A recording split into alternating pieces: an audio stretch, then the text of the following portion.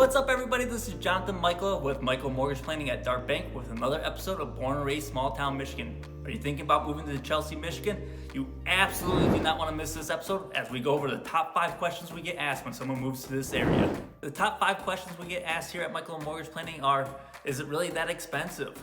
How are the schools in Chelsea? What's the weather like? Is it really that cold? How's the traffic? And what are the taxes like? So let's break down each question and dive in. Is Chelsea, Michigan really that expensive? Let's look at the big picture first. The average home price in Michigan is $173,000. Comparing that to our neighbors, Wisconsin is $202,000, Ohio is $150,000, and Indiana is $155,000. The national average home price in the United States is $248,000, so Michigan's a little bit below that. However, Chelsea has an average home price of $300,000. Remember, the number one thing that impacts real estate values, location, location, location.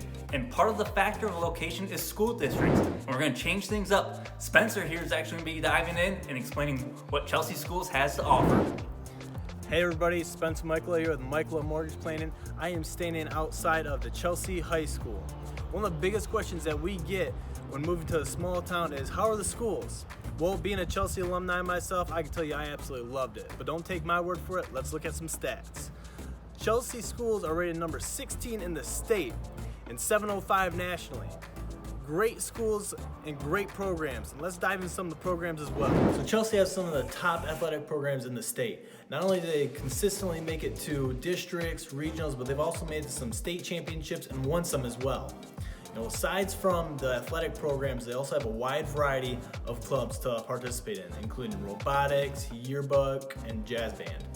So if you have kids or you're thinking about starting a family, as Spencer just mentioned, Chelsea schools are some of the best. Another main question we get asked is, how's the traffic?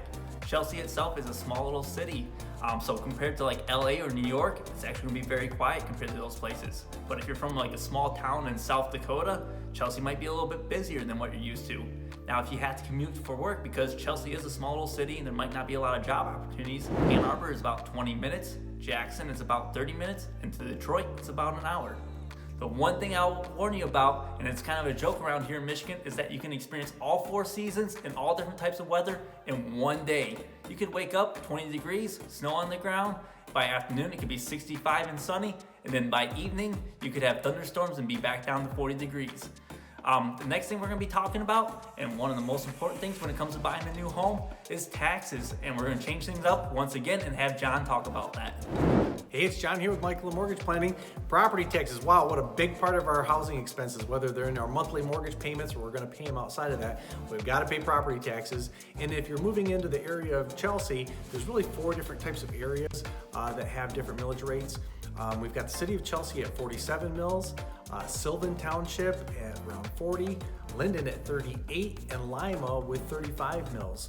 To give you an idea of what a $300,000 house would look like in the highest area in the city of Chelsea, that'd be about $7,000 a year, compared to in Lima, it reduces those property taxes down to $5,300 a year. And do remember that that is what we call the Homesteaded Property Tax millage rates.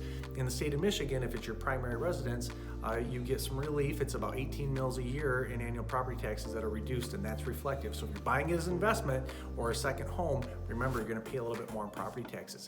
If you really want us to dig in deep for you, run some projected numbers of what those future tax bills would look like, hey, call us and we'll be happy to do so. Thanks again, John with Mykala Mortgage Planning. That wraps up this episode of Born and Raised Small Town Michigan. If you like our videos, please subscribe to our YouTube channel, follow us on Facebook and Instagram. If you have any additional questions, feel free to reach out to us at Mykala Mortgage Planning. Again, I'm Jonathan Mykala with Mykala Mortgage Planning at Dart Bank. Stay tuned for the next episode of Born and Raised Small Town Michigan.